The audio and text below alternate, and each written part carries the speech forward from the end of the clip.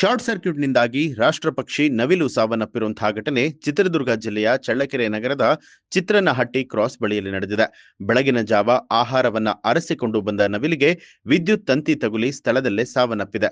ಇನ್ನು ಘಟನಾ ಸ್ಥಳಕ್ಕೆ ವಲಯ ಅರಣ್ಯ ಅಧಿಕಾರಿ ದರ್ಶನ್ ಅವರು ಭೇಟಿ ನೀಡಿ ಪರಿಶೀಲನೆ ನಡೆಸಿ ಅಂತ್ಯ ಸಂಸ್ಕಾರವನ್ನ ನೆರವೇರಿಸಿದ್ದಾರೆ. ತಮ್ಮ ಹೆಸರು? ನನ್ನ ಹೆಸರು ರಾಜೇಶ್ ಅಂತ.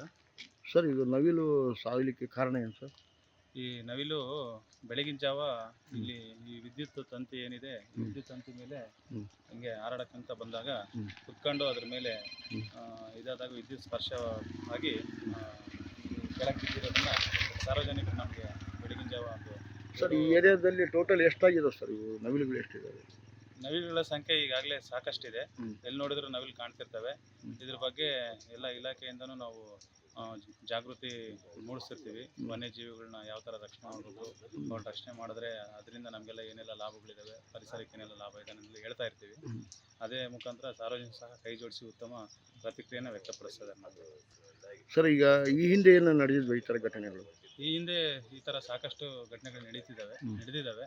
ಅವನ್ನ ಇಲಾಖೆಯ ನಿಯಮಾನುಸಾರ ನಾವು ಏನಿದೆ ಆ ಥರ ದಹನ ಕ್ರಿಯೆನ ವ್ಯವಸ್ಥೆ ಮಾಡಿ ಇಲಾಖೆ ನಿಯಮಾನುಸಾರ ಕ್ರಮ ಕೈಗೊಳ್ತಾ ಇರ್ತೀವಿ. Thank you. ನ್ಯೂಸ್ ಅಲರ್ಟ್, ನಿಮ್ಮಿಂದ ನಿಮಗಾಗಿ.